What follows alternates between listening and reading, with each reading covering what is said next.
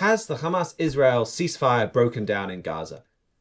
President Donald Trump has a new push for peace with Russia, but can it work? President Trump also wants Europe and Germany to rearm. Germany has been hit by another tragic terrorist car ramming, and woke judges have become a massive curse to both America and Britain. We're going to cover all this and more on a jam-packed Trumpet World.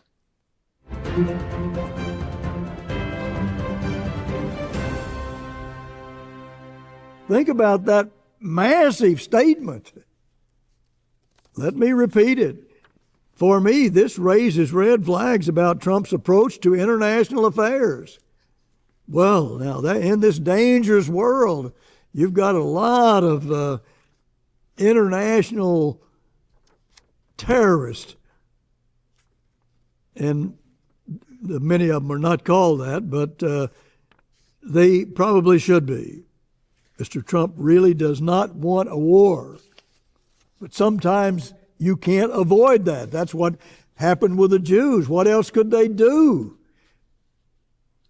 And now they're dealing with the devil. And that's not going to bring any good fruits.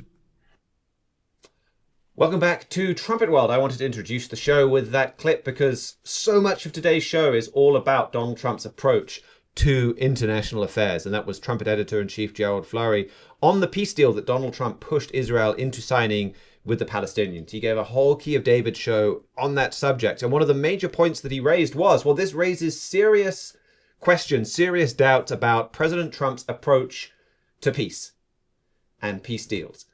And if you look at the big news in across all of this week, it's about Donald Trump's approach to peace in Israel. Is that changing? Donald Trump's approach to peace with Russia. Donald Trump's approach to Europe. And in the Trumpet print magazine, Mr. Flurry had an article there as well. And he talked about the way that President Trump said he wanted to be a peacemaker. And he wrote, that is a good goal, but it must be achieved honorably. History is full of appeasers who sought peace at any cost and invited the opposite. So are we seeing the seeds of peace? Well, I mean, this could be one of the most critical aspects of President Trump's time in office. And we're seeing some important developments in his push for peace in the Middle East this week. He forced Israel into a peace deal where they released hundreds of murderers and basically gave Gaza back to Hamas. However, there are some signs that Mr. Trump may be changing his mind and looking at a new approach. This began with the release of Palestinian hostages over the weekend. I'm joined by our Middle Eastern correspondent, Mihailo Zekig, to tell us a bit more. Yes, so last Saturday, Hamas released their first group of all-male hostages out. And what was really startling to a lot of observers was just the condition on what they look like. As Hamas has been doing, they put their hostages up on a parade right before they release them to show, look who our victory. And the men looked deathly pale. If people looked at pictures before they went into captivity, you could tell they've been definitely been starved to the point where you could see like some of their bones, like the outlines of their bones on their faces, etc. And Prime Minister Benjamin Netanyahu in Israel, for their part, was very shocked and said that Hamas is going to basically face some kind of undisclosed punishment for that. President Trump commented on this. He was shaken by the appearance. I think you lined up the clip for us where he talked about what he saw. Hamas has been a disaster. And by the way, I have to tell you that I watched the hostages come back today, and they look like Holocaust survivors. They were in horrible condition. They were emaciated. It looked like many years ago, the Holocaust survivors. And I don't know how much longer we can take that when I watch that. And as you heard at the end there, he's indicating this could bring in a new approach from America to the Middle East and to the ceasefire. So I mean, how has that affected Donald Trump's stance? Well, aside from what you just heard there, he's since come out and said that he wouldn't be opposed for Israel breaking the ceasefire if it meant getting these hostages back. And Israel, for its part, it took that and ran with it a little bit, and Hamas put some pressure into. Hamas at first said that Israel didn't fulfill some minor obligations, so they're not going to release any hostages this weekend. Israel responded saying that if all of the hostages aren't released by tomorrow, by Saturday, then Israel considered the ceasefire null and void and jump in and finish Hamas off. Since then, there's been a lot of ambiguity as to what Israel wants. The last we've heard, Hamas has agreed to release the 3 scheduled hostages that they previously were going to, and Israel apparently is fine with that. But again, the situation is changing so fast. By the time this episode comes out, the situation could be completely different. So we're almost back where we started. I think there was some misunderstanding. Like, Donald Trump didn't threaten Hamas himself. He didn't say, I'm going to wipe you out unless you give back all of the hostages. He did say, well, if I were Israel, I would demand not just the 3 hostages, I would demand them all back by Saturday. Otherwise, all bets are off. Everything's cancelled. It sounds like Israel, like you say, they went back and forth on that. So now it seems we're kind of back on track. So to the original Donald Trump ceasefire deal. So how much has changed? Like you say, we'll learn more, but it looks like we could just be back to business as usual and this ceasefire deal remaining on track and ultimately no particular change. Now in that Key of David episode that we began with, Mr. Fleury made a pretty bold prediction about the fruits of this ceasefire deal. We could play that now. But I'll tell you this, what Mr. Trump has done here is going to plague him from the very beginning to the end of his tenure in office. That is a fact and you wait and see if it doesn't happen that way, unless there's a big change in what he's doing. He has disgraced Netanyahu, and it's just a catastrophe that it's hard to even describe. I think we're waiting to see, is this a big change in what he's doing? But when you look at, and so much of that show, Mr. Fleury was talking about a flawed approach to peacemaking. And when you bring in some of Mr. Trump's other peacemaking efforts, it doesn't look to me, at least, that he's changed that fundamental flaw. And I think that brings into another very important news story that you wanted to highlight that hasn't received the same attention as the back and forths over the ceasefire deal, but ultimately could be even more important. And that is some comments we've had about not peace between Israel and Gaza, but peace with Iran. Yes, specifically dealing with the Iran nuclear deal. President Trump has made quite a few statements that he wants an accord with Iran over the nuclear program. This is what he posted on a February 5th Truth Social post. Quote, I want Iran to be a great and successful country, but one that cannot have a nuclear weapon. Reports that the United States, working in conjunction with Israel, is going to blow Iran to smithereens are greatly exaggerated. I would much prefer a verified nuclear peace agreement which will let Iran peacefully grow and prosper. We should start working on it immediately and have a big Middle East celebration when it is signed and completed. God bless the Middle East, end quote. But this is what he said in an interview with Fox News' Brett Baer that aired this Monday. We could play clip 4. You can't allow them to have a nuclear weapon, but there's 2 ways of stopping them. With bombs or with a written piece of paper. And I'd much rather do a deal that's not going to hurt them. Little brief clip there, but he went on to say in other aspects that is what his attitude to Iran is. What popped into my head was when he came in the first time in 2016, that was when North Korea and their nuclear weapons were in the news, and Trump was promising fire and fury and putting a bit more of a hardline stance before going in, shaking his hand in Singapore and trying to get a piece of paper signed. In this case, with his approach to Iran, he's not even playing those hardline cards, at least as much as openly. He's already saying he wants to do a deal. And to his credit, in that interview, Brett Baer asked him about Obama's nuclear deal, and Trump trashed that, rightly so, of a lot of its negative points. And if he creates a deal of his own, it probably wouldn't be as bad as that one. But the only way Iran would agree to a deal is if it it doesn't want to become a normal part of the international community. It could get rid of its program just like that, and the sanctions would be gone. And Iran knows that. They're going down this path because they want a nuclear bomb, and also they want to keep sponsoring terror throughout the whole world. And I don't think, especially considering Iran is Hamas's paymaster, it's Islamic Jihad's paymaster, it's Hezbollah's paymaster, I don't think Trump really realizes just how committed Iran is to that, and how much they're going to try and take advantage of any negotiations whatsoever to move that forward. I think the way that President Trump is dealing with these evil powers, like Hamas, like Iran, there's something very important to talk about. And I want to address that after I've brought in Jeremiah Jacques, our Asia correspondent, to talk about his peace push with Vladimir Putin, because I think it all gets back to the same flaw. And that is something that that we need to address. But before we bring Jeremiah into that discussion, and just to kind of focus on and wrapping up this Middle East section, where do you see these different peace pacts leading?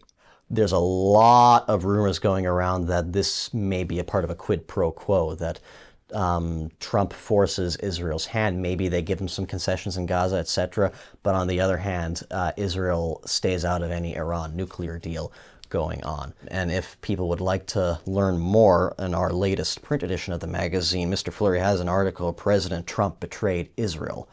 That's called President Trump Betrayed Israel, that can go into a bit more detail as to what we're expecting with the Middle East and how we're interpreting these more recent events.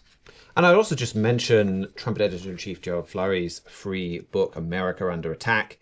Probably one of the most mentioned books on this show. I mean, this is called Trumpet World. This is a show aimed at and about world news. That book has America in the title, but this is critical to understanding the world that you live in and the spiritual reality behind the world that you live in. That, you know, if we're going to believe Jesus Christ, and we call ourselves Christians, so that's what we're claiming to do, well, he had a lot to say about end times. His disciples asked him, well, what's going to happen at the time of the end? And he didn't say, well, don't talk about that. He gave a whole bunch of detailed prophecies. And he talked a lot about the devil, a lot about Satan, a lot about evil spiritual forces. And so that book exposes, well, okay, what is Satan the devil's agenda right here? What is God's plan behind it all? What is he allowing to happen? Why is he allowing that to happen? And there's a whole chapter in that has a lot to say about Barack Obama's nuclear deal. I think that chapter is This Is Not Incompetence. And that goes through why that deal was so terrible, why that deal was so remarkable, why that deal enabled Iran to spread its terror tentacles across the Middle East, and really anything that, if you see Donald Trump treading in the footsteps of Barack Obama and potentially negotiating a new Iran deal, which again could empower Iran to have all of these resources to plow into terrorism, that is something that is very, very dangerous. Thank you for that, Mihailo. Now, to get back to this overall look at Donald Trump's attempts to bring peace, there have also been significant developments in his negotiations with Russian President Vladimir Putin, potentially trying to negotiate peace over Ukraine. And so to tell us more about that, we'll be joined by our Asian correspondent, Jeremiah Jacques. Yes, Russian President Vladimir Putin held a 90-minute phone call with U.S. President Donald Trump. And as a result, it does look like the end may be in sight for this horrendous war that Russia has been waging for almost 3 years now. So that, it sounds like great news, but there are some details from Mr. Trump's statement about this phone call that make it sound like it could very well happen on terms that will not really bring any sort of lasting peace. And there are some statements suggesting that Mr. Trump is blind to Putin's real ambitions and his true nature.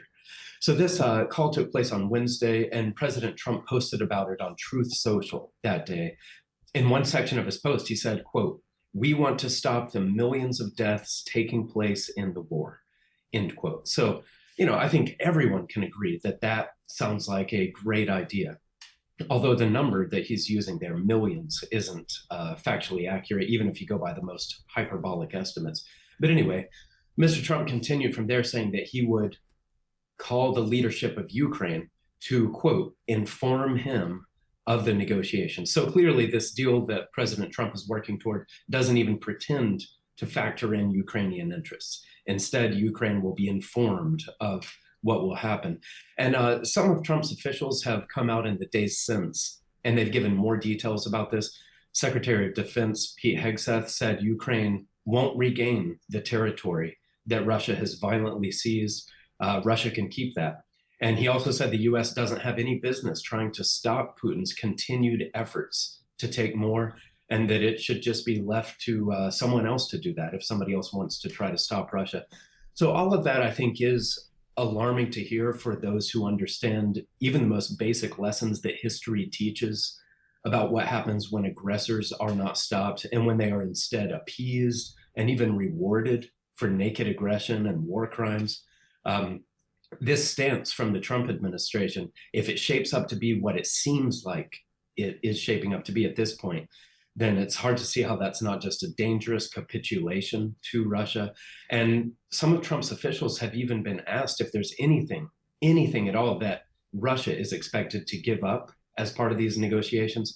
So far, none of them have come up with an answer. So it's extremely good news for Russia if it shakes out the way it seems to be happening. But I think that the most worrisome part of the whole situation is probably President Trump's apparent view of Vladimir Putin, the man. Some of his other statements from this Truth Social post are, I had a lengthy and highly productive phone call with Putin. We discussed Ukraine, the Middle East, energy, artificial intelligence, the power of the dollar, and various other subjects. Putin and I each talked about the great benefit that we will someday have in working together. Then skipping down, Mr. Trump says, Putin and I agreed to work together very closely, including visiting each other's nations, end quote. So those are Trump's words about Vladimir Putin. And this kind of stance from Mr. Trump toward Putin is not new. Back in 2015, candidate Trump said, quote, I think I would get along very well with Vladimir Putin, end quote. And Mr. Trump actually repeated that general sentiment numerous times throughout his campaign. And many people back in 2015 said, you know what, good for Trump. I'm glad he wants to get along with Putin. In the cold world of geopolitics, you have to respect Putin's interests and you have to get along with him. You have to kind of play ball with him. I even find myself sometimes having that kind of realpolitik kind of, some of those kinds of thoughts. But Trump editor-in-chief Gerald Flurry categorically condemned that kind of thinking. Can Mr. Trump really get along very well with Vladimir Putin when he has such disgusting and devastating policies that are just sick to the core and even satanic? Can we get along with him? Can God get along with the devil?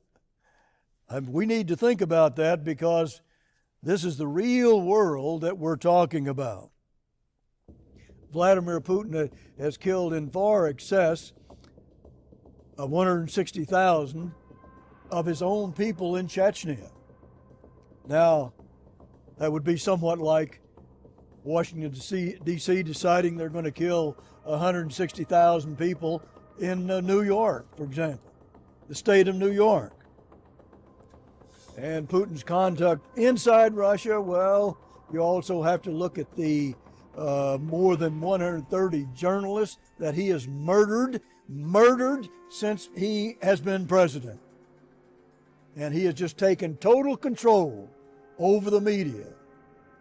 He just crushed any independent media. That would be like America murdering all the opposing journalists of the administration and then just crushing anybody who in the media who opposes them. Now, this is something that is very serious, and we all need to think about it. Where is God? We get further and further away from God and closer to Vladimir Putin so he can prey upon us. And that's what he will do. That's all he knows to do. And he'll do it. So those are very strong words, very clear words. And of course, it applies in 2025 every bit as much as it did back in 2017 when that was written. So this is a dangerous situation. And I think you said, like you said, we don't know all of the details yet, but look at the pattern where we have had Donald Trump pressure Israel to do a prisoner swap with Hamas. And I think one that really underestimates the evil of Hamas and lets all these Hamas murderers out. And again, there's been a bit of backtracking on that. But then also he's talking about doing a deal with Iran and now doing a deal with Vladimir Putin. And just this week, we had the same guy, Steve Witkoff, that negotiated the disastrous Gaza ceasefire, was in Moscow. And meeting with Russian authorities, he negotiated a prisoner swap where there was a US school teacher released, and we don't know who America released in exchange. Potentially could be someone very dangerous, and maybe they've just kept it quiet. This is something as well that Trumpet editor-in-chief Gerald Flurry has drawn attention to again and again. Like, this is something he criticized him for in his first term. He had a lot of good things to say about Donald Trump's first term, but said, well, this deal with Vladimir Putin and treating an evil person this way is very dangerous. He's had another Key of David then criticizing and warning of the same danger with the way that he's treated Iran. And there does seem to be a big blind spot and a major danger in the way that Mr. Trump deals with evil. It's true. And I think that is a very disturbing pattern. And I think it's a very worrying blind spot in Mr. Trump's calculus and just in his understanding of the way international affairs work. And I also wanted to mention that in that 2017 article that we talked about, and in the Key of David that Mr. Flurry gave around that same time, Mr. Flurry doesn't just look back on Putin's disturbing past to explain why it's so dangerous to try to get along with him. He also looks ahead at Putin's future. So he says that Vladimir Putin is specifically prophesied in biblical prophecy. He is a figure that was foretold thousands of years ago in Ezekiel chapters 38 and 39. These chapters call him the Prince of Rosh, or the Prince of Russia. And they show, along with other Bible passages, that this Russian prince will be mobilized and aggressive and extremely powerful, and that he and his forces will play a central role in the most destructive war that mankind has ever experienced. So right now, to be kind of capitulating to him and helping to empower him and giving him time to regroup and rebuild when he is a little bit on the back foot, you can see how that's just furthering the development of what will be the most destructive, really, blight on mankind that's ever happened. And all of this is clearly explained in that article that I mentioned a moment ago by Mr. Gerald Flurry. It's called "Should Donald Trump Trust Vladimir Putin?" And that is an important piece of Bible prophecy to understand, and that what Mr. Flurry talks about there, he really shows that Vladimir Putin is going to play a pivotal role in end-time prophecy. I think another angle that I wanted to talk about briefly, both with the Iran potentially nuclear deal, with what he's talking about with Gaza, is of this fundamental lack of understanding about how to bring peace. Because this is something, it's not just Donald Trump. There are others that make different mistakes. I mean, we've gone down this role of appeasing evil many, many times. And this is something that Herbert W. Armstrong talked about at great length. I mean, this is a clip from his World Tomorrow program in 1983, but it's a good representation of what he talked about a lot. Now, I have been often called an ambassador for world peace. And I speak to heads of nations all over the world, and I speak to them about their troubles, about all of the conditions in the world, and about world peace. But men do not know the way to world peace. There has to be a cause for everything that has happened. Here we live in a world of awesome progress. I say that so many, many times. The progress in this world, the advancement, especially of this 20th century, is awesome. And yet, at the same time, we are in a world of appalling evils. Evils that are almost beyond your imagination. Every kind of violence and trouble and human suffering. Why must people go on suffering? Why must we have so many troubles? And the troubles seem to be without solution. Men cannot find a way to solve the world troubles and to find world peace. So let's just be rational for a while. You know, a lot of people in higher education think that you can't be rational if you look at such a thing as the Bible. I want to tell you, the Holy Bible is the most rational, the most common sense book ever written on the face of this earth. And if we look at it, we'll find the real causes for the condition that we have now, and the cause that is going to ultimately bring world peace and an absolute utopia. And in that World Tomorrow program, he went on to talk about what we talked about last week, that peace comes from obeying God's spiritual law, that man excels at solving physical problems, but how to get on with another human being, with another nation, this is a spiritual problem, and man doesn't know how to solve it. And he needs the Bible. He can't ignore the Bible and have world peace. And Mr. Armstrong would break it down very simply and talk about, well, there's a way of life that produces peace, a way of give. Now, though, if it's a way of give that produces peace, if giving produces peace, does that mean that we should give to evil people like Vladimir Putin, that we should give Hamas and Gaza lots of goods and territory and everything they ask for and produce peace that way? Well, no. And Mr. Armstrong explained again why and more about what has to be in place in that World Tomorrow program. And this is what he said. In the church, there cannot be a dissenting voice, or you wouldn't have peace. Now, I turn back a page into Romans, the 16th chapter, and verse 17. And here again, it is written, "Now I beseech you, brethren, mark them that cause divisions and offenses contrary to the doctrine which you have received, and avoid them." In other words, disfellowship those that are contentious and will not accept the truth and the doctrines of Jesus Christ and the law of God. They have to be of one mind. The church is merely God's world in embryo that will come. I wish I had time to finish this, and I'll have to continue this in another program. But the church is the world of God. This is the world of Satan. This is Satan's world. The church is the world of God in embryo, and it is coming. And you cannot have world peace until the last dissenter is out, and everyone is in harmony with God's law. And God's law is the way of love. It's the way of obedience to God and of love and cooperation and serving and helping and sharing with other people. That's the only way a team can win games. That's the only way we can have peace on earth. And peace comes from obedience to God's law of love that shows us how to live this way of give. And if you have, you cannot just start giving to a dissenting country, a country that fundamentally wants to destroy you, and expect peace. And giving in to leaders that are, America isn't perfect in keeping God's law. Britain isn't perfect. None of our countries are. But in terms of geopolitical actions, what they're doing on the world scene, these are some very evil countries. Hamas, what Putin's doing, giving in to them will take you further to peace, not closer to peace.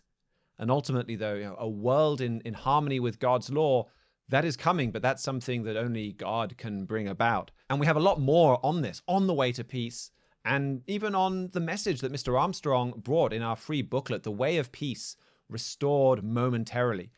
It's a great short little booklet on peace in the Middle East. It's specifically talking about peace between Egypt that used to be kind of attacking Israel continually, peace between Egypt and Israel. And you can get that, The Way of Peace Restored Momentarily, on our website, thetrumpet.com. And again, we'd be really happy to send that to you, or you can read that online.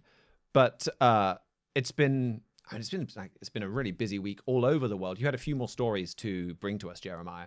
Yes, that's right. First up, Russia's defense spending has now surpassed the combined military budgets of all European countries. That is according to an evaluation by the International Institute for Strategic Studies that was published Wednesday. And the numbers for Russia are just astounding. Last year, Russia's total military spending increased by 42% in real terms, just an unheard of increase. And it hit $462 billion. So with an increase that dramatic, it's no wonder that Russia is now eclipsing all of Europe's spending. Europe came in at about 457 billion. So it's close, but all those European nations combined are still just behind Russia. And this comes at the same time that a new report from the Lithuanian government says Russia's military power has tripled since it started the war 3 years ago. So this is all very alarming to Europe, but we can be sure that the Europeans won't sit around and allow this gap to keep on increasing. And just they on already that, spent, because it does get to actually a story I'm going to bring up in a minute. This is comparing using purchasing power parity, which I think is a bit suspect when it comes to Russia. Like, it's an attempt to, if you convert rubles directly into dollars, Russia's spending is, I think, somewhere around $150 billion, which is far below Europe. That's not really accurate, though, because that will get 150 billion in Russia will buy you a whole lot more than 150 billion in Western Europe. So purchasing power parity is an attempt to iron that out. It's not a perfect attempt, especially when you have an economy like Russia's that is under sanctions. So, I mean, there's some big asterisks there, but the fundamental point that Russia is rearming fast is certainly valid. Yes, yeah, you're exactly right. These kinds of comparisons are never going to be perfect just because of so many economic variables. But yes, both sides are ramping up defense spending. Last year, the Europeans spent on average 12% more on defense than they did in 2023. And it looks like both sides of this will just be ramping up those numbers all they can for the current year. So the war drums are pounding. And then one final quick story here about China. The Economist reported Sunday that China has had great success in making poor nations around the world see China's plans to seize Taiwan the way the Chinese Communist Party sees it. So China has, of course, pumped billions of dollars into nations around the world, largely through its Belt and Road Initiative. And all of that investment comes with strings attached, many, many strings attached. One of the big strings is the recipient nation needs to say that China is justified in using force to conquer democratic Taiwan. And this report shows that the efforts are paying major dividends to the Chinese Communist Party.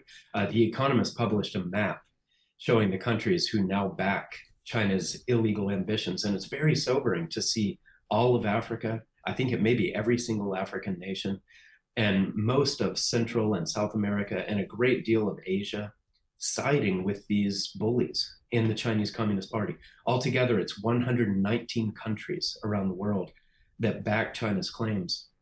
And 70 of those say all efforts necessary are justified. So that includes force, it includes war. So this shows that the tides are shifting, the world is changing. More and more nations are siding with ruthless aggressors, and that is a dark reality. Well, thank you very much for that, Jeremiah. Moving on now to Europe. So much has been happening in Europe this week. I feel like we could devote an entire hour-long week in review show just to Europe and still struggle to fit it all in. One of the big things we're seeing is President Trump's push for, I guess, peace, you could say, in Europe. He's focused on empowering Europe to have a much stronger military to take a lot of the burden off the United States. And as this airs, Europe and American leaders are meeting at the Munich Security Conference. This is going to be one of the biggest, strongest themes coming out of that security conference. Defense Secretary Pete Hegseth went over to Europe ahead of the meeting. This was his message, clip 10. Part of this is speaking frankly with your people about how this threat can only be met by spending more on defense. 2% is not enough. President Trump has called for 5%, and I agree. Increasing your commitment to your own security is a down payment for the future, a down payment, as you said, Mr. Secretary, of peace. So he wants Germany and strength. all of Europe spending 5% of their economic output on defense. And that is a huge step up. And I've not seen many people talk about, well, what does this mean? What does this look like? I think to most writers in Europe, it's pie in the sky. They're looking at Germany and their position and spending at the moment, and they're saying, this isn't going to happen. I think Donald Trump can be pretty persuasive. We've seen that. It may happen. And they've got a whole load of other threats to worry about too. And this is a massive revolution. Like Germany spending 5% of its economy on military is a Germany that is outspending Russia even during the Ukraine war. It's a revolution in the global military balance. And that's what Mr. Trump is pushing for. And it's easy to see why. Europe has been free riding on American defense spending. Like for years, for decades, it has been American spending that has kept Europe safe. And you look fundamentally, why did the Soviet Union not invade Western Europe during the Cold War? If it was purely a conventional fight, everyone knew, the Soviets knew, Western Europe knew, the United States knew that Russia would be able to take over all of Western Europe before the United States could get a military force there in the right numbers to stop them. And so America had a nuclear first use policy. Russia, if you invade West Berlin, if you invade France, West Germany, we will nuke you. And to make that promise more believable, they even gave Germany and the Netherlands and Italy and Turkey nuclear bombs. So yeah, American defense spending kept Europe safe. And instead we have a Europe that takes advantage of America on trade and puts tariffs on goods coming from America and sells the same goods to America with only tiny tariffs on them. So I think Donald Trump's frustration here, his point here, even though people in the UK and in Europe don't want to hear it, I think is on point. Like he has a point there. But look at the solution. The solution that he's proposing is, well, we get these people that are kind of hostile to us, that in many ways look at themselves not as being saved by America in the Cold War, but as victims of America. We want them to build themselves up as a massive military power. That is dangerous. I mean, European leader after European leader has said, once we do that, we're going to be independent from the United States. We're going to be free from US interests. We're not even potentially going to be a US ally. The French president, Emmanuel Macron, has talked about how Europe needs to be able to stand up to Russia and America, as if kind of these are both equal enemies. So that is what President Donald Trump is doing. But what I did want to leave you with is Mr. Armstrong warned for years where this trust in Germany would lead us. Here's what he said on a radio program. The file I found didn't have a date on it, but this would be, I guess, 40, 50 years ago at least. Now, and as we're going to find that Germany and Japan and Western or Central Europe at least are going to fail us, always making allies of other nations, always depending on them, relying on physical power and our own armed might, not relying on our God. But no, we make an alliance with other nations, and we rely on them. And we make lovers out of them instead of loving God. Thou shalt love the eternal thy God with all your mind and heart and soul and strength. That's the first and great commandment. We violate that as a nation. Now, I don't think we realize we're doing it. I don't think we do at all. I think we sincerely think. We've just kidded ourselves into thinking. We've been deceived into believing that we're really relying on God. But then, we think that God is sort of a myth, and he's far off, and maybe he's not real, and maybe he couldn't really help us. So we must depend on something that is real. We must depend on something that we can see. And so now we're so afraid of Russia that the United States government feels that it must take what we call a calculated risk, and try to build up Germany and Central Europe against Russia. All right, you'll see what we're building. And you're not going to have to wait more than 15 years to see it, and I don't think you'll wait that long. So a powerful message from Mr. Armstrong, and okay, it was a little off on the timing there, but that's exactly what we see right now. That's exactly what Germany is, or what the United States is doing right now. And when we saw Donald Trump miraculously preserved, I think he admitted it. I think so many people saw that, believed it, acknowledged God protected Donald Trump. Well, if God can protect one man, can he protect a nation? And Donald Trump talked about God blessing America, God protecting him. So, well, can we rely on God to protect America? Well, one of the things that Mr. Trump is certainly looks like he's doing now is looking to Germany, and for Germany to help protect, if not America, the U.S. world order, and to build Germany up to stand up to Russia. And Mr. Armstrong said for years that is not going to work. I mean, we live in an evil world. The Bible says Satan is the god of this world. Human nature is evil. We can't trust ourselves. We can't look to ourselves. We can't look to foreign nations. God is teaching us that we have to look to him. And like I said, I'm sure we'll have a lot more on this story after the Munich Security Conference. Well, we also had the tragic news story this week of another car ramming. An Afghan asylum seeker rammed his car into a crowd of trade union protesters in Munich on Thursday morning, where he killed one and wounded at least 30.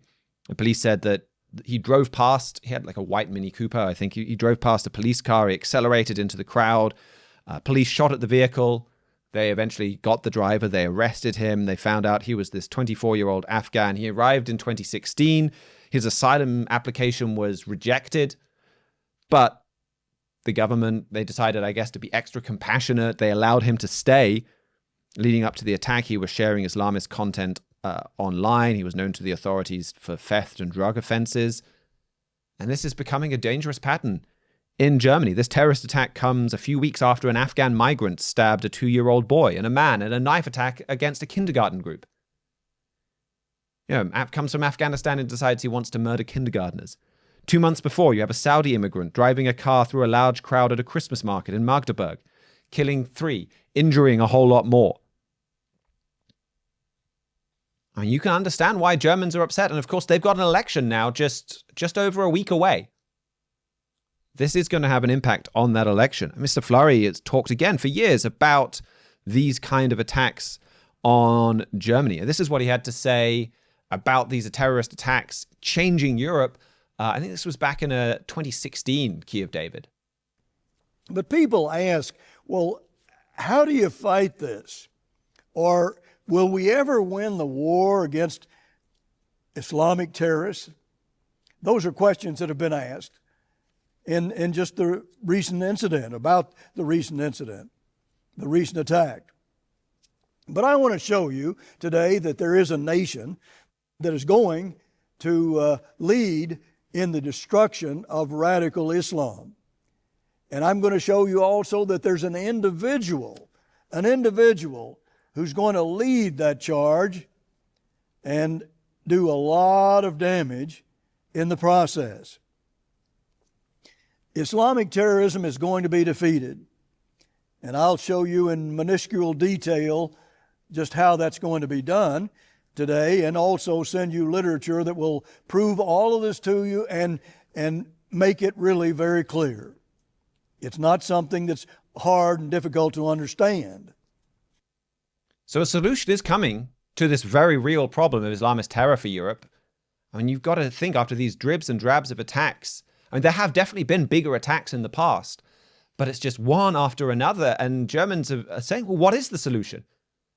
This leadership that we've had in charge for years aren't dealing with it. Well, there is going to be a solution. Great, but the person that is going to lead to the rise of a strong man that's going to do a whole lot of damage. And he's going to do a whole lot more than simply solve the problem of Islamist terror. I mean, here's what else Mr. Fleury had to say in that Kiev David. One more clip from it. Now we know, and we've said and taught many times on this program about how Germany is the economic head of Europe. But the big problem is they don't have a real strong political head. Now it's mostly economic, although it's becoming more militaristic. And it is really that union has especially led by Germany, has a lot of power. And so they're still waiting for their leader to show some real strength and provide the leadership that is needed in these very great crises that they're facing. They're waiting for a leader to come and show strength in these crises that is coming, and again, or that they're going through. And again, we're just over a week out from these elections. And you could see when Germany gets this strongman, the US may well cheer him. That President Trump and the people around him, you get a German strongman that starts dealing with radical Islam, that starts building up even more the German military. I mean, the German military has already had a big buildup and a massive turnaround, but he just does that even more faster and even more openly. Elon Musk is still cheering the rise of the Alternative for Deutschland in Germany. This political party that Dresden was this week, the anniversary of the bombing of Dresden. This party and many in Germany made a massive deal out of Dresden. And wars involve tragedy. You see that in Gaza. No one likes seeing pictures of destroyed buildings, but you have to go back and look at, well, what was the cause? Why did this happen? And Dresden is used to present a different image of World War II, one in which Germany is the victim. And they talk about the bombing of Dresden being unfair and Germany being unfairly victimized. This was massive for the AfD this week. They have a radically different view of World War II in which Germany wasn't the aggressor, they were the victim. And they say, well, we need to be, as their leader did at one point, we need to be proud of the achievements of our soldiers in both world wars. We need to be proud of what the SS did. They're not absolutely a criminal organization. That's what another of their leaders said. So this, as that very disturbing political party rises, and you have someone not from the AfD, I'm not necessarily saying they're going to take over, but you see that spirit rising in Germany. United States, absolutely, you can see them cheering that. And you have that, great, we have a muscular Europe with a strong man, and they're dealing with radical Islam. But the Bible warns, once Europe is strong, they're going to turn against the United States, just like we heard from Mr. Armstrong when he was talking about those lovers. But Europe needs a strong leader. Germany sees the need for a strong leader in all of these attacks. But there isn't a strong leader on the ballot as they come up to these elections. And Austria, just this week, also gave us a preview of what could well happen within the German election. So they had elections all the way back in September.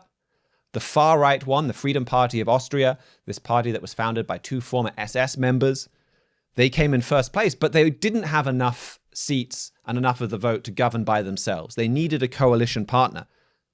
And this has just caused politics in Austria to completely break down. Nobody wanted to work with the Freedom Party of Austria. So basically, everyone else who was not them got together and said, well, we're going to try and form our own coalition that excludes the Freedom Party. And it fell apart because they don't agree on anything. You've got the left, you've got the right, you've got a whole spectrum of different parties. They couldn't agree, didn't work. So that fell apart. Then you had the Freedom Party of Austria and then Austria's kind of mainline conservative party, their equivalent to the Republicans. They sat down and tried to hammer out a coalition. That fell apart this week. They said, no, we just can't do it. So we're 5 months out and no government from Austria. And now they're not sure what to do. They're still deciding. They could wait another 3 months and then hold new elections. So go even longer without a government. They could have a minority government. So a government very weak, very hard for them to get anything through parliament because they don't have a majority there. They could try once again at forming a coalition, and we could wait a few more months to see if that succeeds or fails. And even then, it's probably not going to be strong. They're talking about a temporary government of experts. We'll just get some people, they weren't elected, unelected people, and we'll put them in charge because we can't get a government out of what we had elected. And you look at politics in Austria and Germany are very similar. Freedom Party of Austria is very similar to the Alternative for Deutschland. You could have very easily exactly the same dynamic in Germany in 2 weeks' time after their elections. And they have these attacks. There are these terrorist attacks going on. There's pressure from Donald Trump to build a military. There's war with Russia. Europe and Germany see they desperately need a strongman. And we have talked for years about the way these kind of coalition negotiations will lead for a strongman. And as far back as 1991, Mr. Fleury wrote in The Trumpet, if a real crisis develops, will the Germans call for a new Führer? Your Bible says that is going to happen. This crisis will probably be triggered by an economic collapse in the United States. So Europe, there's a lot of economic pressure in Europe and Germany. I want to write a bit more on that next week.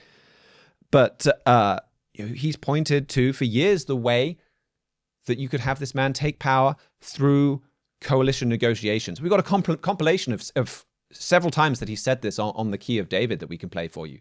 Now, he's not going to come in by, let's say, a democratic process. He's going to come in and use flatteries and sort of tweak the democratic process. It says here something like that, and perhaps take advantage of a weak coalition.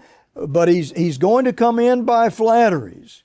So God sees him, well, not the same way the people see him, but he actually gains that power, hijacks that European superpower by flatteries. He apparently puts together some kind of a small coalition, and that's how he moves into power. I mean, he is unusually adept at flattery. You have to be very intelligent to be able to deceive people in high places with flattery. And he does it magnificently. Well, he was never voted into the office, but he came in, got control of all that power through deceit and flatteries. Now, remember, this is an end-time book, and this is an end-time prophecy. It's going to happen again in this end time. A man is going to come, and through deceit and flatteries is going to get control of the Holy Roman Empire and its 10 toes, or 10 kings, and not by voting. Even though that is their system today, it is not going to, he's going to come in another way. And Mr. Flory's spoken about this so much. We could have easily put together way more clips on talking about coming through a weak coalition. And that statement about coming in through flatteries, coming through a weak coalition, it comes right out of Daniel 11 and verse 21. And Daniel, the book of Daniel, again and again says that this is an end-time book. God even told Daniel, you're not going to understand this. It's sealed for the time of the end. And yeah, some of the book of Daniel does describe things that did happen anciently. I mean, it talks about Alexander the Great, for example. And what I'm about to read to you, a lot of people can see it matches perfectly with the history of an Antiochus living in the Middle East hundreds of years ago. But God says again and again, the primary purpose for Daniel is for the end time. Jesus Christ himself goes back and references some of these passages from Daniel that talk about Antiochus, and he says, well, it's going to happen again. The most important fulfillment of this is still to come. That's what this is primarily about. And Daniel 11 and verse 21 says, and in his estate shall stand up by a vile person to whom they shall not give the honor of the kingdom, but he shall come in peaceably and obtain the kingdom by flatteries. And you start to look at what this all means about honor of the kingdom and by flatteries in the Hebrew, and it's like, well, he doesn't come in legitimately. It's not like he stands as, I'm the leader of this political party, and he wins the election, and he becomes this elected leader. He comes in by a different way. And so Mr. Flory said for years that, like complex coalition, okay, we need a strong man, we need a strong leader. We've got all of these crises, but there's no majority. There's no strong leader on the ballot. We can't get one democratically. That's going to pave the way for this strong man to come in. And Austria could be a preview of what we're going to see in Germany, where they're like, well, maybe we need to get some unelected experts in power here because we can't get democracy to work. Watch for that to happen in the German elections. Watch for the rise of that strongman. That is just an absolutely critical Bible prophecy to be watching. And if you want more detail on that, we've got a free book, A Strong German Leader is Imminent, that you can get on our website, thetrumpet.com.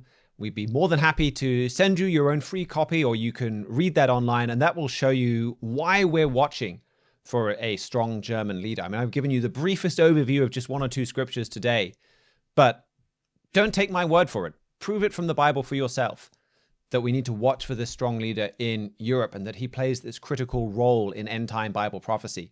And that booklet will help you do that. Well, I wanted to do a quick rundown of a couple more important stories from Europe. France and India hosted a major AI summit in Paris this week. President Emmanuel Macron launched a bid for France to be an AI superpower. He pointed to the rapid rebuilding of the Notre Dame Cathedral to show that when France puts their minds on something, they can get it done fast. And ahead of the summit, he announced a $112 billion deal for private investment into AI in France, with the United Arab Emirates promising to invest 30 to 50 billion to build an AI data center. This conference comes at the same time that Google removed a statement from its kind of AI promises and responsibilities, where it had previously said that it wouldn't use its AI technology for weapons or surveillance. With that gone, presumably that means that now Google is using its AI for weapons and surveillance, or allowing others to use it. And at this summit, you can see the world forming into these rival AI blocks. France persuaded many countries, including India and China, to sign up to a declaration on AI development, but the UK and the US refused. A year ago, Mr. Fleury gave a key of David where he said this. What I think is fascinating about this subject especially is because if you look at Bible prophecy closely, you will see that the subject of AI is in Bible prophecy. It's right there in your Bible. And he talked about the way that Bible prophecy indicates Europe could powerfully use this new technology. He also warned, now the programmers admit that they don't even understand it. So that can make this very dangerous, according to the scholars and people that understand this. So this is some powerful weapons under discussion, under development, that could also play a major role in the rise of this European power. To learn more about this, you can read his article, The Unknown Future of Artificial Intelligence. Then also over the weekend, Pope Francis has resumed his war of words with US President Donald Trump. He wrote a letter to US bishops saying basically that no moral person could support Donald Trump's migration policy. 8 years ago or so, he said no Christian could endorse Donald Trump's policy. Now he's kind of widened it even more. He said, the rightly formed conscience cannot fail to make critical judgment and express its disagreement with any measure that tacitly or explicitly identifies the illegal status of some migrants with criminality. Part of his letter picked up on statements by the Vice President J.D. Vance that he'd made on Twitter and on a Fox News interview. So he's very clearly been closely following US politics and the debate going on there. The Catholic Church is a political organization. They are rising in Europe. That's another major important trend to watch. And Mr. Fleury explained why in his article this week, why is Pope Francis meddling in America's politics? Well, speaking of America, we can go now to Andrew Miller, and we're going to talk about US judges that have had a very busy week this week. Yeah, our executive editor, Mr. Stephen Fleury, has called this the final coup attempt. We're used to coup attempts here in America with just this huge swamp of bureaucratic agents trying to undermine everything that President Trump has done. Now in his second term, he's making shocking levels of progress in not only purging the government of some of these bureaucrats that have kind of hijacked the executive functions, but also at least attempting to reverse our slide towards national bankruptcy. Elon Musk's Department of Government Efficiency has already identified over $3 billion in spending that the government's agreed to cut, and convinced somewhere between 40 and 60,000 federal employees to resign. So you're looking at a 3% reduction in the federal workforce, and also a pretty decent starting chunk out of the federal budget. Though there's obviously, he's got his detractors. Just this week, 14 states have filed lawsuits against the Department of Government Efficiency for trying to cut this spending and cut these bureaucrats. And 3 or 4 district court judges have issued stays against the Trump department. Probably the most well-known or the most effective of these district court judges so far is Judge Peter Engelmayer, who has Donald Trump had given the DOJ department access to U.S. Treasury data so they could actually see where the money is going.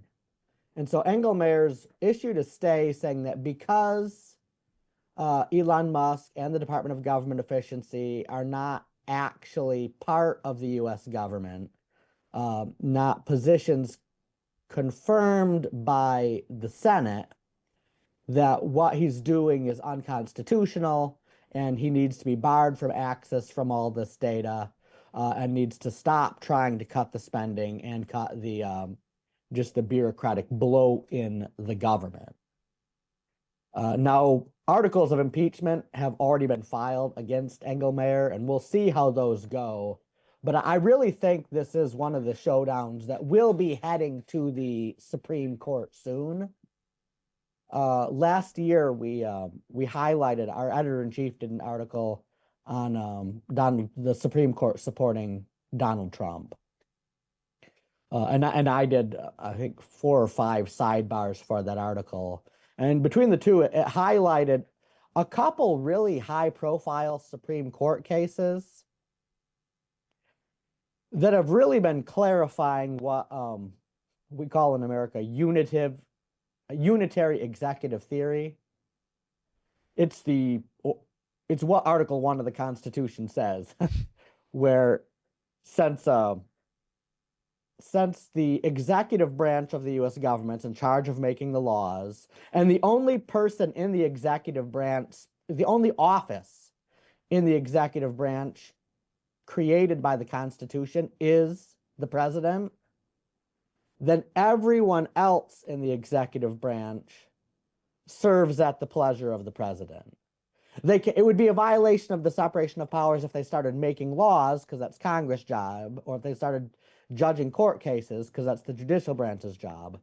But everyone in the executive branch has to follow the president's orders on how to execute the laws. And so if Donald Trump wants to hire an outside contractor to audit his executive branch, he has the right to do so. It wouldn't really make sense to hire someone inside the government to audit the government. That'd be like me auditing my own taxes.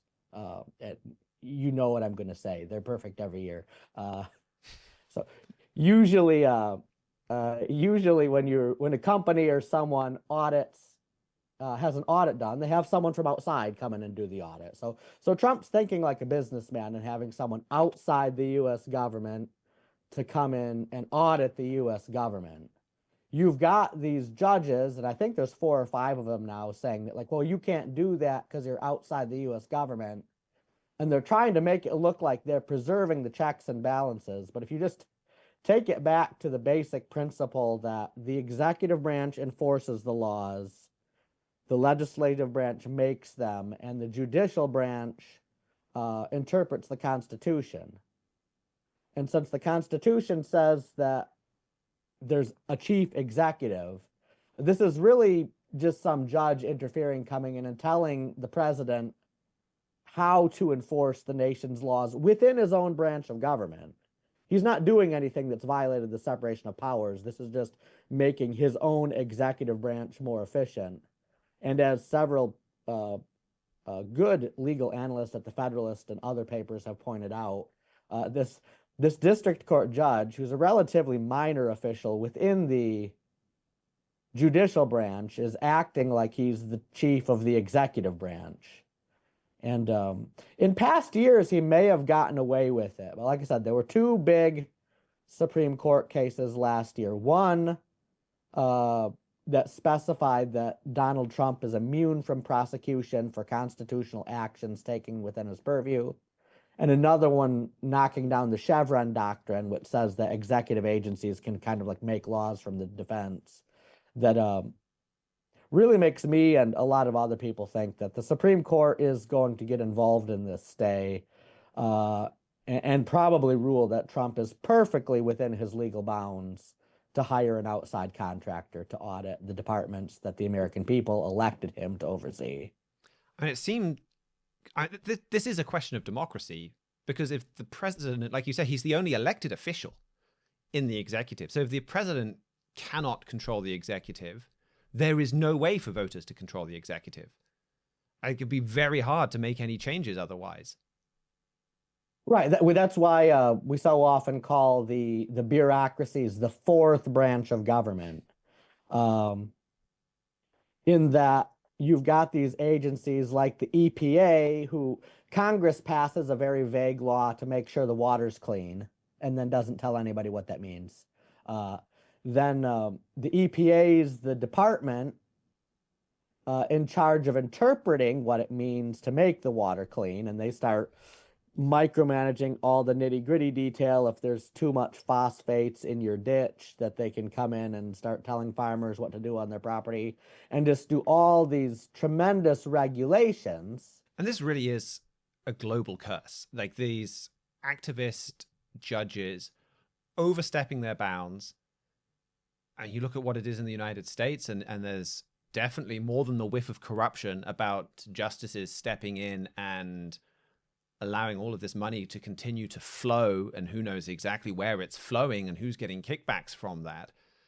I mean, just from the UK this week, a couple of stories or several stories where for us, we've got judges doing insane things when it comes to migration, in this case, rather than letting insane spending go on. But basically, you had a judge rule that migrants should join terrorist groups if they want to remain in the UK.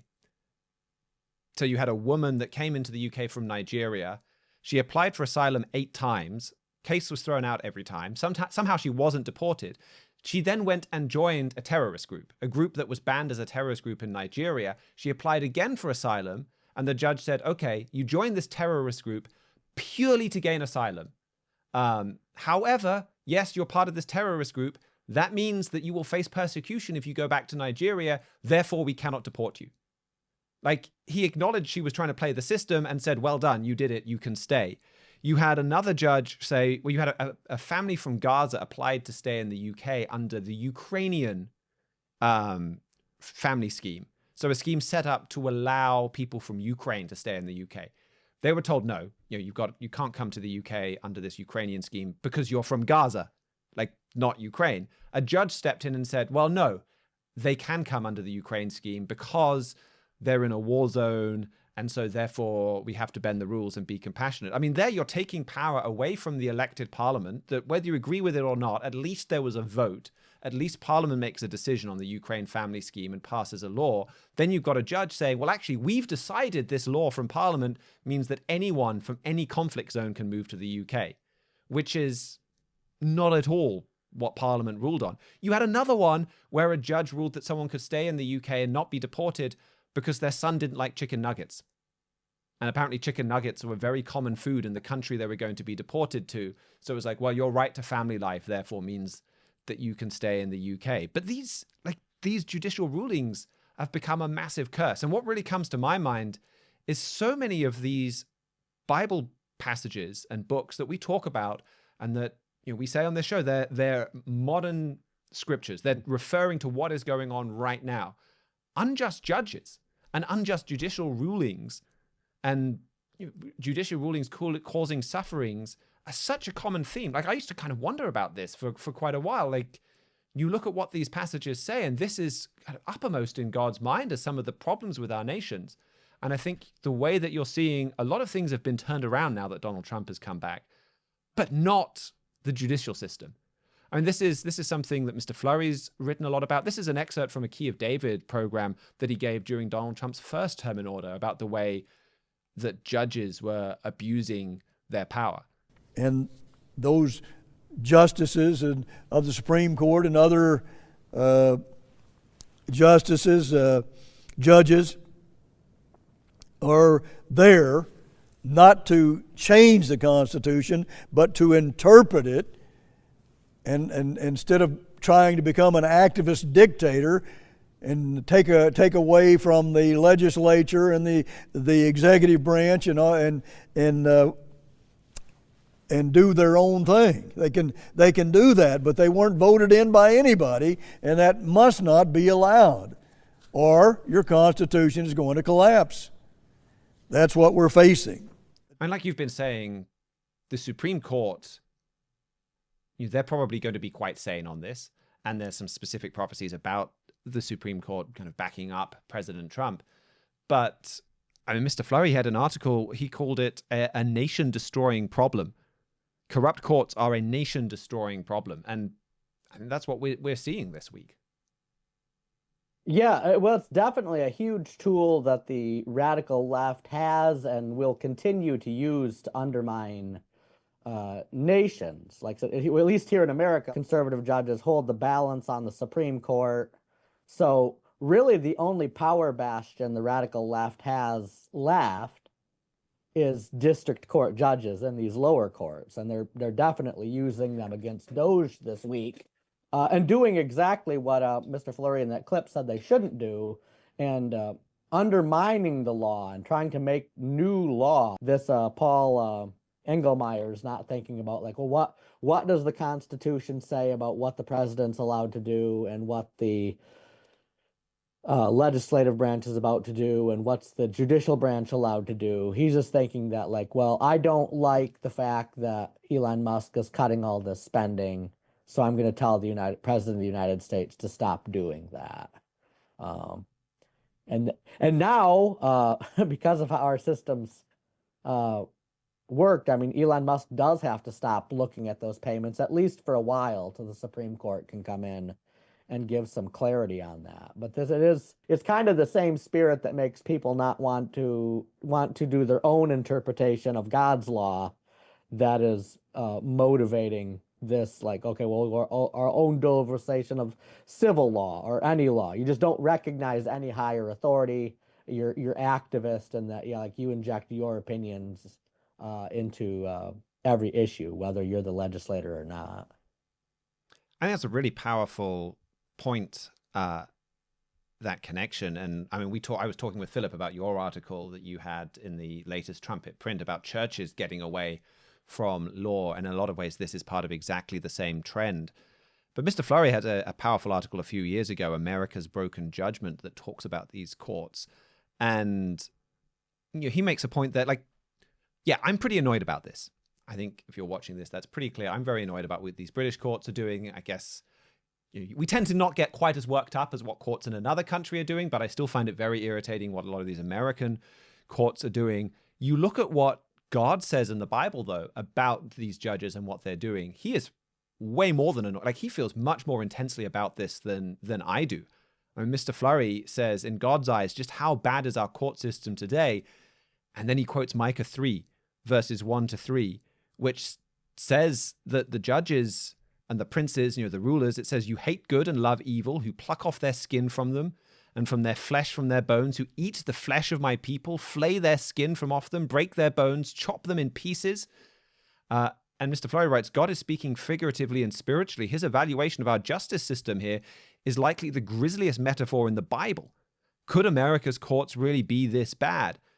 And he kind of goes through what courts have, I mean, it's been courts that have legalized abortion. It's been courts that ruled that states can't put any, quote, undue burden on a woman seeking abortion.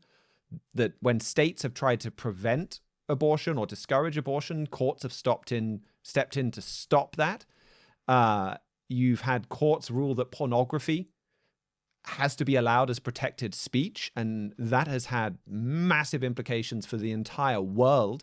I think that, like, the way that the kind of the home of the internet allows sites that promote that has been massive for Western civilization. It's been courts that have really led the charge in pushing homosexuality. Like, no wonder God singles out our courts for correction. And yet I think we're seeing some turnaround from the Supreme Court. You credit where credit's due. They have rode things back a little on some of those. They've not turned back these completely.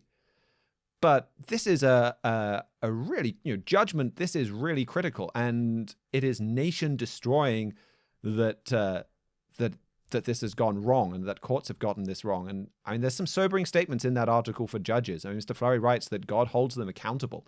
So that article is America's Broken Judgment. I think it's a great article to read and to bring into this context from the March 2021 Trumpet magazine. But Andrew, did you have anything more to say on that, or did you? And then any other stories you wanted to bring us? Yeah, well, I'll do one more Doge story that relates to some of the other stories I have. some of the spending that the judges are trying to defend is Elon Musk and the Doge Department has identified $31 billion so far that the Department of Health and Human Services has spent on housing, medical, and hotel rooms for illegal immigrants. That's spending that they want to cut now that the Trumps pretty much sealed the southern border. So I think the only other big story I have this week is more tariffs. We've temporarily delayed the tariffs on Canada and Mexico because I think they can work out some details there. But Donald Trump did saying that it's going to be explicit U.S. policy that any country that puts a tariff on U.S. goods will be tariffed back dollar for dollar, including value-added tax. So I don't think it's correct to say that Donald Trump is starting a trade war. We've been in a trade war for decades, but he's definitely escalating the trade war. Well, thank you very much for that, Andrew. Thank you very much for all of you for joining us today as we try and squeeze in so much news from a very busy week. Thank you to George Haddad for engineering and production. As we wrap up, I just wanted to squeeze in as well one more clip from Mr. Armstrong on this subject of world peace that we talked about for the first half of the show. I think it's a great way of summarizing what we've already talked about, but also concluding on a hopeful note that world peace is coming. This is clip 7. We can't have peace on earth until it's universal. Now get that, brethren. If two are not together, they're in contention. If 1 out of the 12 is in contention, you have trouble. One rotten apple in a crate will rot the others next to it, and you leave them in there, and pretty soon the whole crate is rotten. Now that's a principle. If we're going to have peace on earth, that principle has to be followed. In Satan's world, peace is absolutely impossible without universal attitude of harmony and peace and love and cooperation. Now, Satan's law is this world is the law of self and selfishness and hostility toward others. But if one has an attitude of hostility, there is no peace. It must be universal. Now, gospel means good news. And the good news of that kingdom and of that family and its way of life is what Jesus came to preach and proclaim. Now, the kingdom is to restore the throne of God on the earth. As I go around the world preaching world peace, brethren, I preach the way of God. Everyone must go the way of God, of love toward other people, instead of contention and competition. And that's just a few clips from a 1983 sermon that point to, again, the way of peace. And we have that booklet I mentioned earlier, The Way of Peace, Restored Momentarily, a wonderfully positive booklet that we would be very happy to send you. And you can get that on our website, thetrumpet.com. If you have any questions, comments, you can drop us an email, trumpetworld@thetrumpet.com. We'll be back on our regular show on Wednesday. Until then, keep watching your world.